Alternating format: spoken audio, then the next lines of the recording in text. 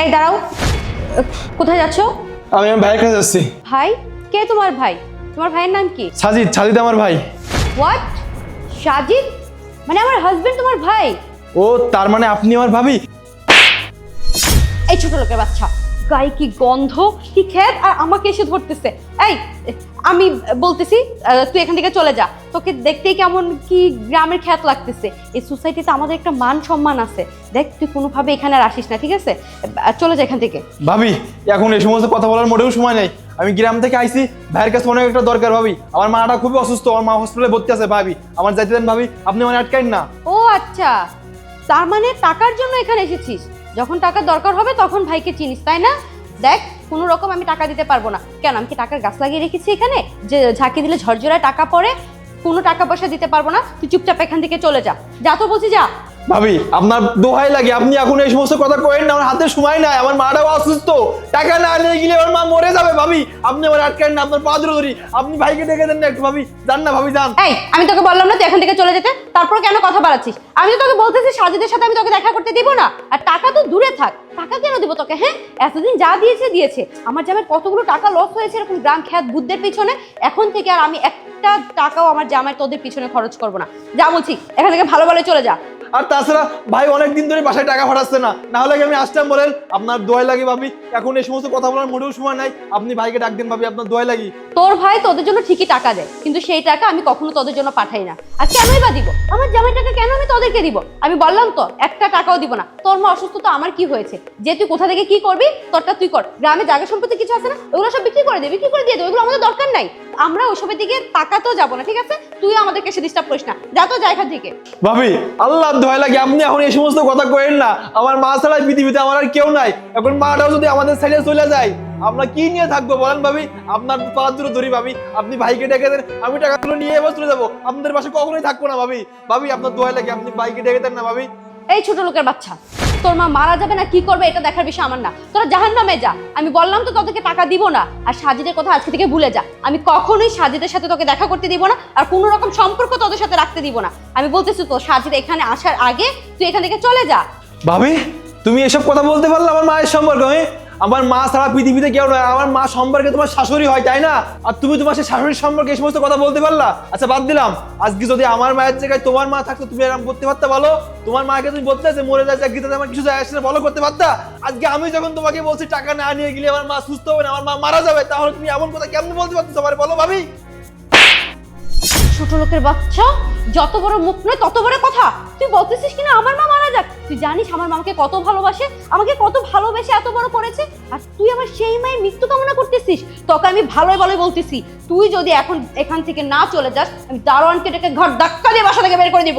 ভাবি যে তোমার মায়ের কথা বললাম, সেই তুমি আমাকে থাপ্পড় মারলে, আমাকে ছোট লোক বললে। আর সে ততক্ষণ ধরে বলে যাচ্ছে আমার মারা অসুস্থ, টাকা না নিয়ে গেলে আমার মা বাঁচবো না। তুমি বলছো কি আমার মা মারা যায়, কোনো সমস্যা নাই। কি ভাবছো ভাবি? ভাই কি এই কথাগুলো জানে? ভাই যদি জানে এই কথাগুলো, তাহলে তোমার সাথে কেউ সংসার করবে না ভাই। এই শুন, তোকে কিন্তু আমি কতবার করে বলতেছি তুই এখান থেকে চলে যা, তারপরও তুই কিন্তু কথা বাড়াচ্ছিস। আমার কোনো কথাই শুনতে পারতেছিস না। আর একটা কথা কান খুলে শুনে রাখ, তুই যে এখানে এসেছিস এই কথা যেন সাজিদ কোনোভাবেই জানতে না পারে। আর সাজিদ যদি এই কথা জানতে পারে তাহলে আমার সাথে ঝামেলা করবে। আর আমার সাথে যদি আমার হাজবেন্ডের কোনো রকম ঝামেলা হয়েছে তাহলে আমি কিন্তু তোদেরকে দেখে নিব। এই বলে দিলাম আমি। যা এখান থেকে, এখন চলে যা। ভাবি বিশ্বাস করো, আমি ভাইকে কিছু জানাও না। তুমি শুধু ভাইকে একটু ডেকে দাও, আমি ভাইয়ের কাছে টাকাগুলো নিয়ে আবার চলে যাবো। তোমাদের সংসারে কোনো ঝামেলা আমি সৃষ্টি করো না ভাবি। কিন্তু তোমার দোহাই লাগি, পা ধরে বলছে ভাবি, ভাইকে একটু ডেকে দাও ভাবি। দেরি হয়ে গেলে আমার মা ওদিকে বাঁচবে না, আমার মাটা শর্ট পরে কাটতার করছে ভাবি। তোমার পা দুগুন ধরে ভাবি, তুমি ভাইকে ডেকে দাও। এই তোকে না আমি বলতেছি তো এখান থেকে যেতে, না হয় কিন্তু এখন দারোয়ানকে দেখে ঘাট ধাক্কা দিয়ে কিন্তু আমি বের করে দিব বলে দিলাম। কি ব্যাপার, তুই কার সঙ্গে কথা বলছো? ভাই তুই ভাই কি ব্যাপার ভাই, তোর এই অবস্থা কেন? আর তুই বাইরে কেন দাঁড়িয়ে আছিস? ভেতরে গেলেই তো পারতি। ভাই আমি তো উপরে যাইতে চাইছিলাম, কিন্তু ভাবি আমার উপরে যাইতে দেয় না। ভাবি আমার অনেক কথা শুনাইছে, আমি নাকি নোংরা, আমার গায়ে গন্ধ বেরোচ্ছে, এই সমস্ত বলছে ভাবি। হোয়াট? কি বলছিস তুই এগুলা? জুই আমি এগুলো কি শুনছি? তুমি ওকে অপমান করছো। হ্যাঁ, ও যা বলেছে ঠিকই বলেছে। তোমার এত বড় সাহস, তুমি আমার ভাইকে অপমান করো? হ্যাঁ, আমার আমার পাটা অসুস্থ, তুমি শুনতে পাওনি? আমার মাকে আমি আর আমার ভাই কত ভালোবাসি, তোমার কোনো ধারণা আছে? আমার মাটা এদিকে অসুস্থ, অথচ আমি কিছুই জানি না। আমি সব সময় তোমাকে জিজ্ঞেস করতাম যে মা কেমন আছে, ভাই কেমন আছে, ওরা কেন আমাকে ফোন দেয় না? আমার সঙ্গে এমন কেন হচ্ছে? তুমি সবসময় কি বলতা যে তাদের সঙ্গে তোমার নাকি কথা হয়, তারা ভালো আছে। চুই, এগুলো আমি কি শুনতেছি? কেন করলে তুমি এই কাজ? আরে ভাই, আমার মা যতই গ্রামে থাকুক, সে তো আমার মা নাকি? আজ তো তোমারও মা আছে, তোমার মাকে যদি আমি এরকম অবহেলা করি তোমার কেমন লাগবে? কেন করলে এরকম কাজ? আজ আমার মার যদি কিছু হয়ে যায় টাকার অভাবে, তাহলে আমার এত টাকা দিয়ে আমি কি করবো? হ্যাঁ, আমার ভাই যাকে আমি ছোটবেলা থেকে এত কষ্ট করে মানুষ করেছি, হ্যাঁ সে হতে পারে সে গ্রামে থাকে, তাকে অনেকবার আমি বলেছি তুই শহরে আয়, কিন্তু না, আমার মা তো গ্রাম ছেড়ে শহরে আসবে না। তাই আমার ভাইটা নিজের ক্যারিয়ারের কথা বলে শুধুমাত্র মার জন্য গ্রামে পড়ে থাকে, মার জন্য চাষা ভুষার কাজ করে। তাই বলে আমার ভাই ছোট লোক এভাবে বলতে পারলা?